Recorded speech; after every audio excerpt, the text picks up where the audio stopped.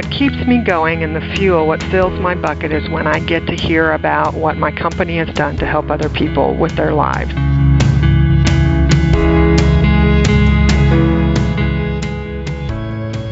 Hello, everyone. Welcome to Life in Accounting. We are a podcast production of WhereAccountantsGo.com. I'm Mark Goldman, a CPA, and your host for this show. Well, thank you for coming back and joining us again for another guest interview. I don't know when or where you personally listen to the podcast. I tend to listen to them when I'm driving or maybe when I'm working out or something like that. But whenever you find it convenient to listen to the show, I just wanted to say thank you. Thank you for coming back each and every week. I really do appreciate you. Well, our guest for this week is a little different than what we've had in the recent past. We've been a little negligent in highlighting successful industry accounting careers, and I think it's important that we showcase successful careers leading up to CFO and VP level positions as well, since that's the direction that many of us go with our careers. Our guest today is a great example of success in industry. Stefanie Cavanaugh joined us from Austin, Texas for this episode.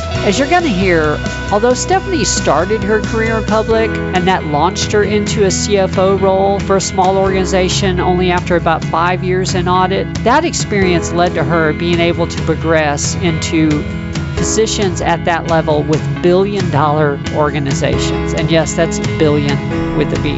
She's been in the medical industry now for a while, and later in the discussion, we get into what she enjoys about the medical industry specifically. I particularly enjoyed that part of the interview. As always, I think you're really going to enjoy this discussion. I will say that in the interview, we had a little technical difficulty with the connection, but that clears up pretty quick. So please be patient with that. It really is some good content. If you do find value in this episode for yourself, please check us out online as well. You can find us at www.whereaccountantsgo.com. We have audio and written accounting career-focused materials, books, blogs, other podcasts, and even some tools for employers as well. If you're looking to grow your own career, or if you're an employer, one thing you may want to check out on our site is our courses section. We have courses there for employers and job seekers.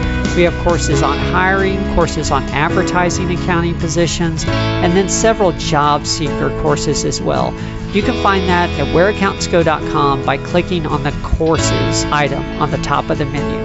Well, with that, let's go ahead and get started. Here's our guest for this week, Stefanie Cavanaugh.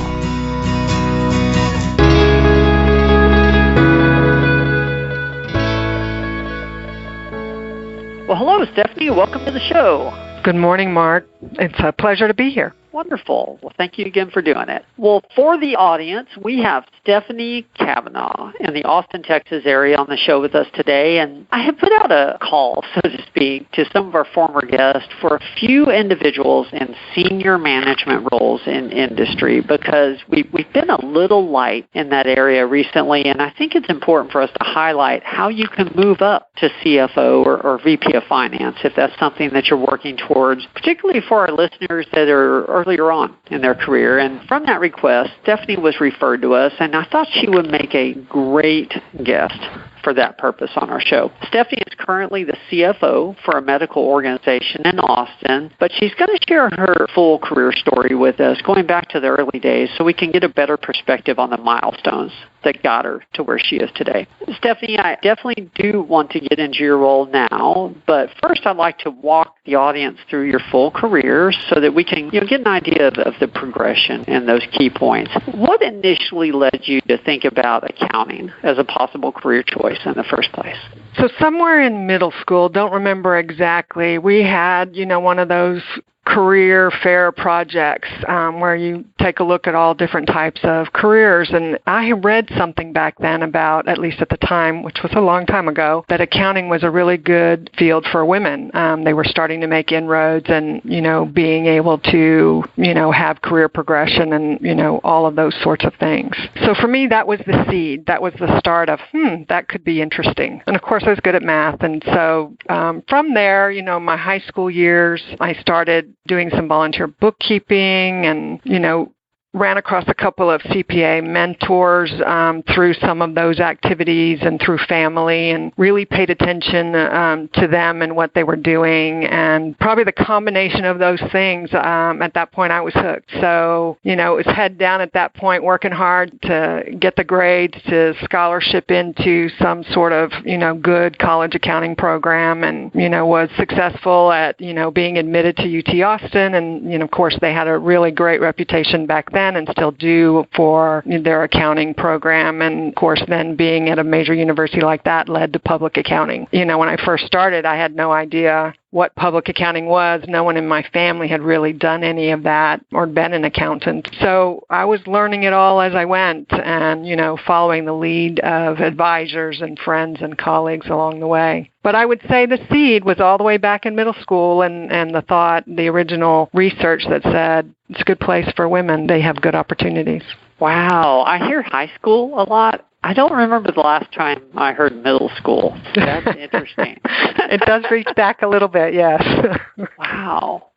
Did they have an accounting class for you in high school or a bookkeeping class? Because I found they did. To volunteer. Yeah, they actually did. A couple of things there. There were 2 accounting classes, Accounting 1 and Accounting 2, and I loved those. And then there was an organization, Future Business Leaders of America, that I got involved in, and that then had these competitions you would go to. And, of course, there were all these different level accounting tests. And, I did well in several of those and was real involved in FBLA. And, all of those things, continued to build my interest and desire to pursue accounting. FBLA has come up actually a few times on the show. The accounting profession probably needs to do more to support that organization. And look. I wonder if it's still a club in high school or not. I don't know. I haven't been involved at this high school level in a long time. In some high schools, it definitely is, because we had a teacher come on the show about 6 months ago that is a CPA that's still very active in FBLA. And he's a high school teacher. And so, the program's still out there and doing well from what I understand. That's good to hear. So I saw that you started in audit. Was that something that you always knew you wanted to do as well? Was that a really clear choice, or was it sort of just, that was what's available? How did you end up getting started at EY? Right. So great question. No, I, again, had no idea what public accounting was about. And quite honestly, when I was, going through my college courses, I preferred tax over audit. Of course, there was, all the professors and all of the networking said, you really ought to do public accounting when you first graduate. It's a great place to begin your career. You get exposure to a lot of things, but you'll have to choose audit or tax if you're going to do, at the time it was Big 8. If you're going to go to one of the Big 8s, you have to do one or the other. So I always thought I would go the tax route, but, through lots of conversation, decided to give audit a try for a year or two and then transfer over to tax so that I could get a little bit of a variety of exposure. But after a year in audit, I stayed in audit the whole time. What I saw was, at least the first few years in tax, my perception was they spent all their time in the office and never interacted with clients. And when I was in audit, I was at client sites constantly and, all over the city and all different, types of people I was interacting with. And that ended up being a really good fit for me. So I never did go over to the tax side, but really, enjoyed all of the exposure and the different variety of companies that I worked for as an auditor. Mind you, I worked at companies. I worked in my career was half in Austin and half in San Antonio. So in a smaller office, you get to see a lot of different companies throughout your career. That might be different in a larger office. If you were in Dallas or Houston, you might be in one of the larger accounts and not necessarily see as many different companies. Interesting. Okay. If you had it to do over again, I'm curious, would you have tried tax after a few years, or maybe that's not a fair question. I don't know. Yeah, I don't think so. No. I mean, if I hadn't enjoyed what I was doing, I would have transferred, but it ended up bringing me, all those steps brought me here. So if I had done tax, I'm not sure I would have made it to this spot. Okay. Yeah, I couldn't tell for sure online, but it looks like you may have exited EY after about 5 years directly into a controller or CFO role. Is that how it worked? It did. I left Ernst & Young, and so I started at Arthur Young, and it merged with Ernst & Winnie, and so it became Ernst & Young right as I transferred to San Antonio. And so half my career was here in Austin with EY, and then the other half in San Antonio. And when I was ready to leave public accounting, more from a personal life perspective, I had confided in one of the partners, and through him received a referral to the CFO position for the San Antonio Symphony. So yes, it was directly into a CFO role, but a small not-for-profit organization. So very different than what I do now, although, an excellent start. So, being in a small, and that was a $6 million budget organization, and so a much smaller organization, there were two of us in accounting, me and one other person. So, yes, I had a CFO title, but I did a lot of things, as most people in nonprofits do, and wore very, very many hats, which was an outstanding experience for my first transition into industry, because it is very different to work in industry than in public accounting. Public accounting gives you sort of the rule book and what controls should look like, and how to communicate things, and interacting with people, but it doesn't necessarily teach you how do you write a payroll check and deduct the right amount of taxes, or how do you operate the software that generates an AP check, the nuts and bolts of accounting operations. So that was a really great place for me to be, and I saw the broad spectrum of, yes, the CFO role, communicating with the board, and interacting with banks, and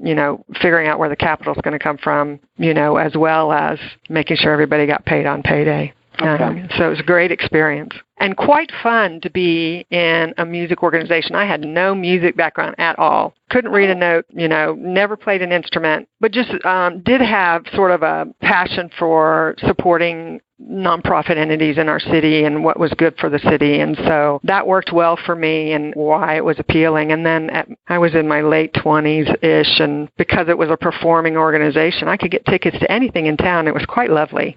Really enjoyed that point in my life. Fringe benefits. That's nice. And then people used to always ask me, I'd tell them I worked for the symphony. They always say, oh, what instrument do you play? And I would always say the keyboard, the computer keyboard.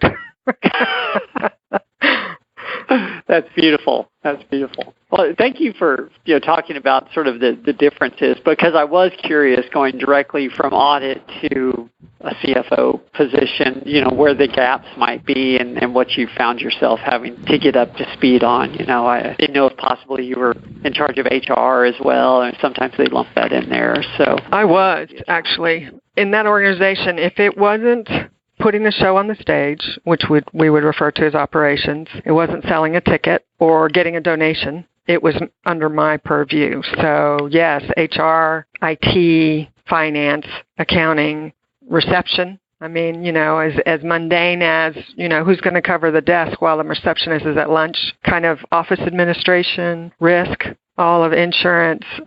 Basically, if a piece of mail or a question came into the company and it didn't have something to do with one of those three things, it was on my desk, and it was my task to figure out how to deal with it. So I developed a real appreciation for HR departments and all the compliance that has to be monitored and taken care of. And, definitely, at the time, the symphony didn't have computers on every desk. We had 4 computers for 25 people to use, sort of community computers. And during my tenure, we ended up getting a computer on every desk, which then meant we had an IT help desk, right? So just, how does help desk work, and, just the nuts and bolts of all of that type of effort, and continual training and troubleshooting and backbone. Things as simple as making sure the office is wired for, the computers to communicate. All kinds of things I wouldn't have expected being a CPA, but you do what it takes to get the job done, and that was definitely a big part of my job there. The accounting was not hard at all. That was a wonderful first job out of public accounting. I mean, a challenge, I'm sure, but great experience. Great experience. Wow. Well, take us forward from there to your present position, because you know the milestones and the highlights better than I do, so I don't want to miss anything. Where did you go after the symphony, and take us through to now? Would love to. So when it was time, just for me, I had been there at the symphony for 5 years, and it was time to start thinking about what comes next. It was either move to other cities and larger symphonies or, to something else in San Antonio. And the big thing about classical music and symphonies is that they really struggle to survive. And what I was seeing was a lot of symphonies around the country that were essentially closing their doors because they couldn't get enough charitable contributions to survive. Half of usually of their budgets are donation-based. So it's a complicated and difficult place to be. But that meant for me, because I went there on a referral, and I certainly appreciated that, but it meant I wanted to be, in my mind, smarter about the industry I chose next. I came through public accounting right as all of the savings and loan here in Texas died, and then watched people try to transform once an industry stopped existing, and then I was watching this with the symphony, so really wanted to be in an industry that was going to be around, was my focus at the time. And so healthcare was one of the areas in my mind where I felt there would always be work in that type of industry. Now, certain diseases or issues may, go away and not be a problem anymore, like we got vaccines for polio. Polio treatment was no longer an issue. But healthcare as a whole would always be an industry. And an opportunity came up that was another nonprofit organization, but it was in cancer treatment. And I shared a lot of board members from the symphony and what ultimately ended up being the Cancer Therapy and Research Center. And that was a controller position, not a CFO position. It was a larger organization. And so that allowed me to step into a pure accounting position, controller level, and get exposure to the healthcare industry. So definitely took that position and was there for a couple years, and that's where I tell people that's where I learned the nuts and bolts of medical billing and medical collections. And so, of course, I already knew how to do AP and payroll and those sorts of activities, but it was a much more sophisticated ERP system or computer, accounting information system, which was Oracle, and then also all that goes into billing payers versus individuals versus Medicare versus Medicaid, managing all of those types of activities were the two big things that I got from my years at the Cancer Therapy and Research Center. And that was the beginning then for me of being in healthcare, and that really stuck for me, that this was a good place to be from an industry perspective, but also, gave me the experience to launch myself within that industry. So as I, narrowed my focus to just a controller role, and there was an HR department that handled HR issues, I was so grateful. I understood completely what they were having to deal with, and I was so grateful I didn't have to worry at night about, did we, have the proper EEOC policy, or do we have our OSHA poster up, or any of those kinds of things that they have to deal with, and et cetera. There was an IT department and all those other kinds of things. So that was really nice to move into a pure accounting area and start to have, a little bit more substantive accounting work. And so then I kind of stayed in that controller, VP finance role. From there, I actually left San Antonio, moved to Austin for love, followed my boyfriend to Austin, and then found a company that was in the orthopedic implant space that was looking for a controller, and they were a public entity, and I had a little bit of public company experience as an auditor, so that was a nice fit. And so I came in and was responsible for everything but cost accounting. There was a cost accounting manager who handled all of that sort of activity, but of course having to do all the SEC reporting and monthly financial statement packages, had to interface a lot with Randy, was his name, with Randy, to figure out the answers to all of the gross margin and cost of goods sold and inventory type questions. So I was able to, learn, through him, that side of the accounting process while I continued to, do my thing in the AP, payroll, cash management, SEC reporting, financial analysis type activities. That job for the first couple years, when I tell people, when I joined them, the stock was at $3 a share, and it had gone public through a reverse merger into a shell corporation in order to get the cash that was in that shell. And then I think that, I don't remember what price that was. It was before I got there, but I joined when it was $3, and in the first 2 years or year maybe it went down to $1. I don't think I had anything to do with that, but it was not a great situation. And the board ultimately said, and this is before SOX, the board ultimately said, we're pretty small as a public entity. We're not getting enough attention. We're, a very small fish in a very big sea. What we need to do is grow through transactions. We're not growing fast enough through just product development. And it was a orthopedic implant manufacturer, so knee, hip, and shoulder implants, competing against very big companies like Johnson & Johnson size, Stryker, Smith & Nephew, big name companies. So we launched an acquisition campaign, and so I was there for 10 years, and 8 of those 10 years we were buying companies. Every year we would raise some money one way or another, but we were in a public market, so there was always some sort of SEC filing or shareholder vote sometimes, so a proxy. After a first couple transactions, we started having large bank debt come along with it, and then towards the end, we would have public bond debt with our transactions. But we grew I was there from $35 million in revenue to just under $1 billion in revenue. So we did that by doubling in size with every transaction. So $35 million in revenue, we bought another $35 million, became 70. And 70, we bought another 70, became 150, and et cetera, all the way up to $1 billion. So really big transactions, a lot of due diligence, a lot of, due diligence about the companies we were acquiring / merging with, but also on the part of anybody who was giving us any money. So we were constantly being reviewed and analyzed and requested, information requested, and then SEC reports to be filed with all of that. And it was a wild ride, but a lot of fun. I learned so much there, and after every transaction, we would then set about integrating, typically mergers of equals every time. So every other year, we were reinventing ourselves and taking a look at both companies coming together and saying, where's our best talent? Who's the best at payroll? Who's the best at IT? Who's the best at help desk? Who's the best at engineering? Who's the best at, everything in the accounting department as well? AP, AR, cost, all of that, figure out who was staying and unfortunately who was going, and, how all of that evolved. And, ultimately we ended up going private through a Blackstone Group transaction. And a year after that, they merged Encore Medical Corporation with Don Joy Orthopedics in California. Our president CEO was ready to retire, so that CEO became the CEO over both, and corporate went to San Diego. That's when I exited. So it was a beautiful, wonderful experience. I worked really hard, learned a lot, and kind of moved up in company size. Sat in the controller chair the whole time, but my role evolved tremendously over that time frame to where, I was a billion-dollar company controller in a very public environment, and that created a whole world of vision in terms of potential next opportunities.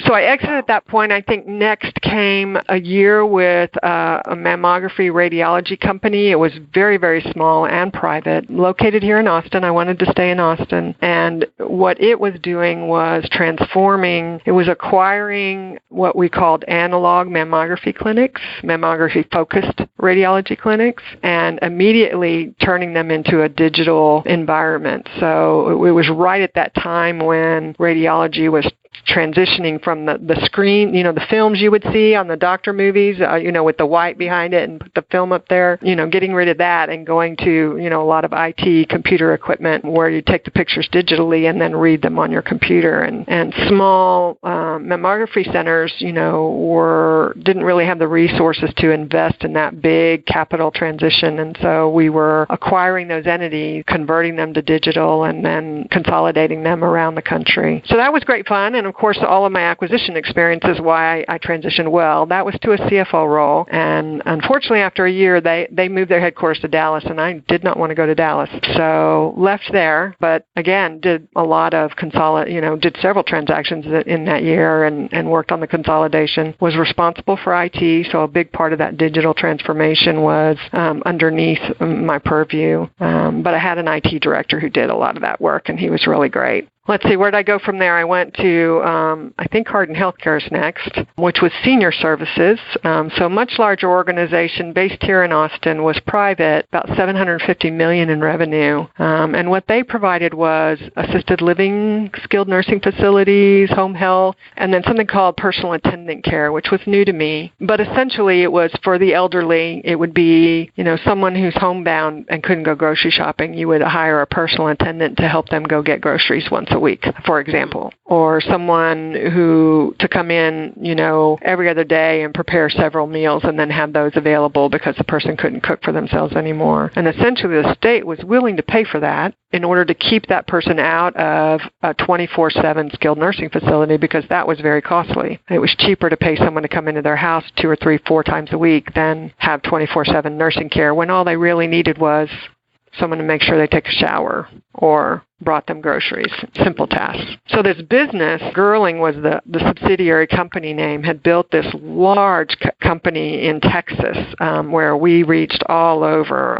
All the rural areas were served by our company, and the state agency that governed that and the Medicaid piece of that was totally appreciative of our organization's ability to do that and provide that service. While I was there, we completed a big transaction, $150 million in revenue, so it took us to just under $1 billion, of a hospice organization, and that fit quite nicely. We also started a smaller organization based out of Georgetown with nurse practitioners, which has become quite a hot topic since that time, 10 years ago almost. NPs are, sort of the wave of the future and are in high demand, and if you don't know, a nurse practitioner can do more of what a doctor does than a nurse can. It's taking some of the pressure off of the limited supply of doctors we have, especially in senior care. With our aging population, the need is expanding and we don't have enough people to treat. So that was an exciting business. I was there for about 4 years, loved that company. I sat in the VP finance role there, and the big task was to get it go public ready. So the thought was the company was going to go public. So there were several of us kind of working in the background, getting this big private company ready for the rigors of being a public company. Unfortunately or fortunately, depending upon your point of view, it sold to a public company, and so in that respect, I choose to believe all my work was helpful in it being ready to be absorbed by a public company, and is now part of a much larger organization that focuses on the care for the elderly. So I found myself on sabbatical again, is what I refer to my periods between jobs, and heard about this little itty-bitty company I'm at now, Apollo Endosurgery. I actually had known about it for a while. Austin's kind of a small town, and if you've been around for any period of time, especially in the med device area, you kind of know all the different companies. And little bitty Apollo had been toiling away at developing devices to essentially transform laparoscopic surgery to what they call endoluminal surgery. So basically, using all of your natural openings, so your esophagus, your colon, and for us, but other companies are also working on nasal passages and ears and those kinds of natural openings, and using the tools in those spaces to do surgery instead of having to come from the outside and create scars and potential infection sites and all of that sort of other scary stuff that comes along with surgery. And Apollo had reached commercial viability and completed almost an unheard of major transaction. Apollo was at about $1 million in revenue and bought a company, or a piece of a company, that was $100 million in revenue. So I knew they were in a desperate situation and could use help. So initially kind of knocked on the door for, can I help you guys out for a few months, or is there any opportunity here? And the CFO position opened up, and after talking for a bit and helping out for a bit, I joined the team, and we set about essentially integrating this very large book of business into this very small company, and then also did a reverse merger to go public, and have done several capital raises since, and I can dig into that more, but perhaps I should pause here for a moment and see if I've gone on too long.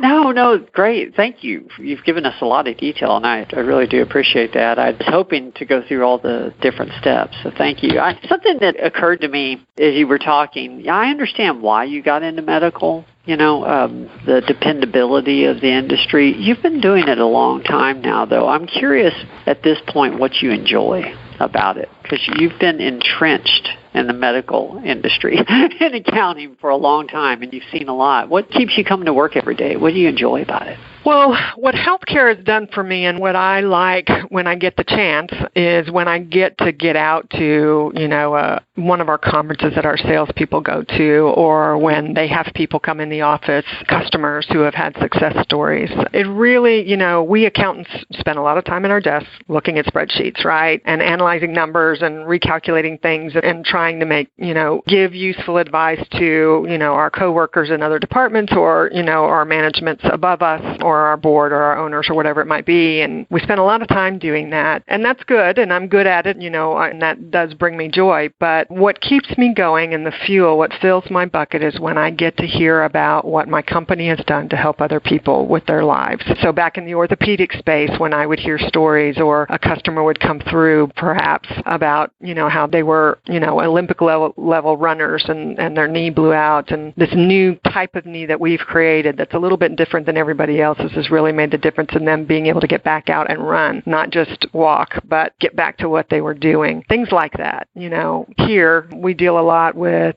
obesity and or issues along the GI tract, and so when cancer is a big one, and so when we solve those kinds of issues for people, those stories, really keep me fueled, and I like being associated with that, and that all the work that I do, crunching numbers and looking for ways to improve, revenue margin or costs, pays off in something like that. Yeah, I think too often we as accountants, we look at our role as much more limited than it really is because we are part of the greater good. And if we weren't doing the job we were doing, the place couldn't exist. Cash has to flow in order to keep people on the job and stuff like that. So that's right. And a lot of what I've dealt with has been, great medical needs, in terms of cancer and aging population. And now a lot of what we do here relates to obesity and as well as cancer. And, every dollar we can save helps us treat another patient, basically. At least that's how I perceive it. So all of that pays off in, the greater good of our community. Yes. Yes. I wouldn't be doing my job well if I didn't ask about, the last, 7 or 8 years in healthcare and how that's changed and how that may or may not affect your daily job. I don't know. I mean, what have the last, close to 10 years been like for you? Has it been more difficult in accounting in the healthcare industry? More work or just checking different boxes? How has the change in the U.S. healthcare system affected accountants? Right. I think, in terms of our day-to-day jobs, cutting a check or, for payroll or for AP or, creating a financial statement or filing a tax return, how we're managing healthcare in the U.S. doesn't affect us as much as SEC and GAAP and the IRS and bank rules and all of those kinds of things. Those affect us more. Where I think the biggest things that I see, affecting is sort of where is your cash coming from first. So when people are debating, let's go to a national health system or, when Obamacare came to pass, who you were billing potentially changed. But the fact that you billed somebody and went through a collection process didn't. So, perhaps the address and who you called, and maybe there were, pieces of paper to be filed that were required that weren't before, or they're different pieces of paper. And so that AR process, perhaps was different. Maybe the way you got at evaluating any sort of, reserve estimates, needed to adjust to how that revenue stream adjusted. But honestly, in every business, that's kind of it's different in every company situation. So, yes, it's affected it, but not too terribly much in that respect. I think just the overall healthcare is too expensive, and how do we figure out a more cost-effective healthcare solution? Well, that's affected, us all, the whole company, not just accounting, in terms of we all have to get better, smarter, faster at what we do. And, how can we deliver more service with higher quality for a lower cost? And that has been a constant, part of our culture my entire healthcare career. I mean, it's not new these past 10 years, although there's perhaps been a lot more media about it these past 10 years. I do think it's, for lack of a better term, really neat what you're doing there at Apollo, or what the organization is doing. And I didn't intend to get into this deeply, but I know that one of the leading causes of death is going to the hospital and catching an infection that you didn't have when you went there. Right. And so, if and the work you guys are doing is helping minimize that. So it's a lot more than just debits and credits.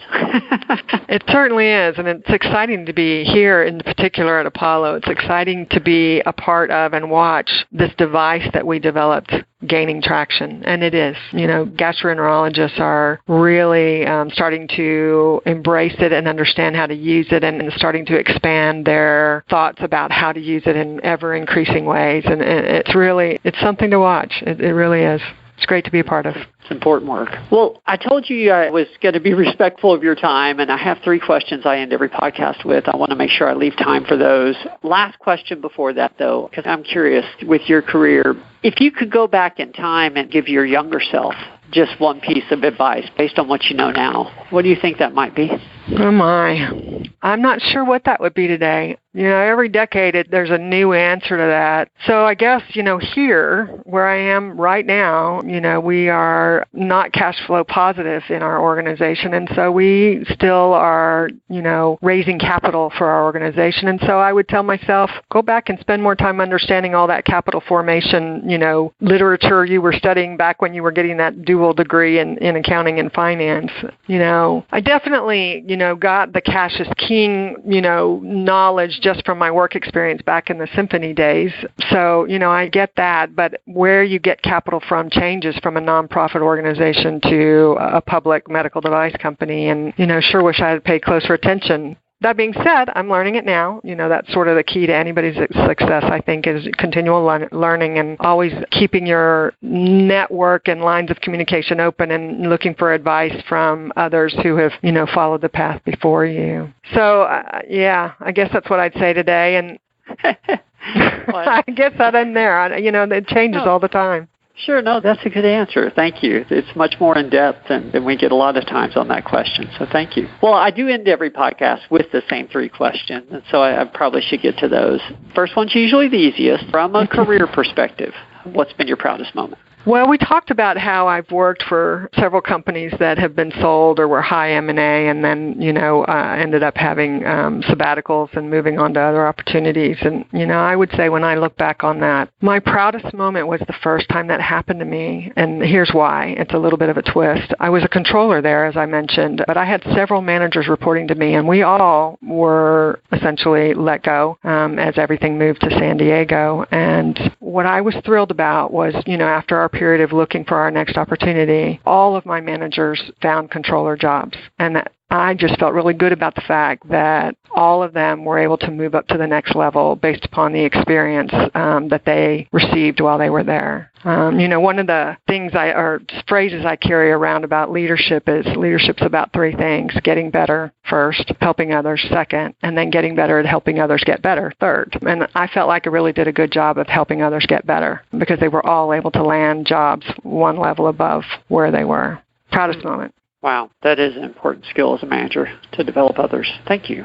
Well, second question, tell us about a lesson you learned the hard way. And the more you can tell us about the situation, of course, the better, because that's how we learn.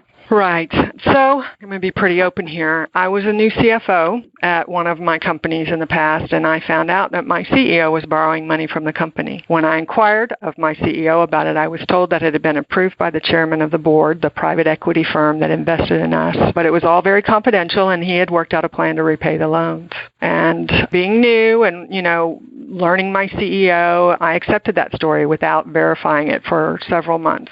And in hindsight, I wish I would have called the chairman that very first day and verified all that to be accurate as presented to me. Probably can't give you a whole lot more detail than that since there were improprieties involved, confidentialities, but what I would say is my advice here on this call is just know that we sit in an extremely important position in accounting and finance, and we have to always be diligent to do the right thing for our companies and for all of our stakeholders in our companies, and keep everyone fully aware of what's going on no matter what.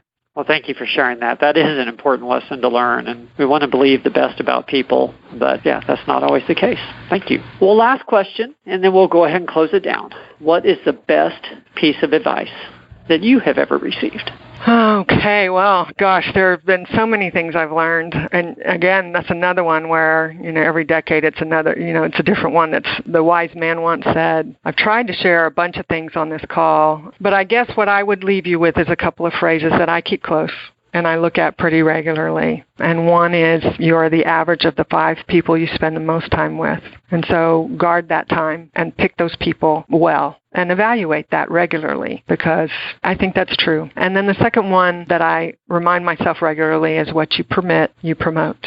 So as a manager, when you're looking the other way or you're not addressing something, in the end, you're actually promoting it. And so be mindful of that as you move forward in your career. Beautiful. Thank you so much. I bet you are a tremendous manager. I can tell. Yeah, from the insights you shared. Thank you very much. Well, thank you, Mark. I appreciate that. No problem. I've learned a lot through this. So thank you. Well, for our audience, this has been Life in Accounting. We are a podcast production of whereaccountantsgo.com. If you haven't yet visited our website, please do so. We have a tremendous amount of accounting career content there for you, and we've just recently launched a job board. Plus, of course, we have blogs and books and all other podcasts as well. Once again, that's www.whereaccountantsgo.com. Well, Stefanie, I know I've said this a few times, but sincerely, thank you very much. We probably could go on for a couple hours, but I know you don't have the time for that. And there's so much we uncovered in this conversation, so thank you for joining us.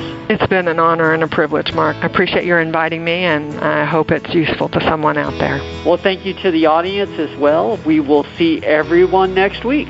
There's more to come.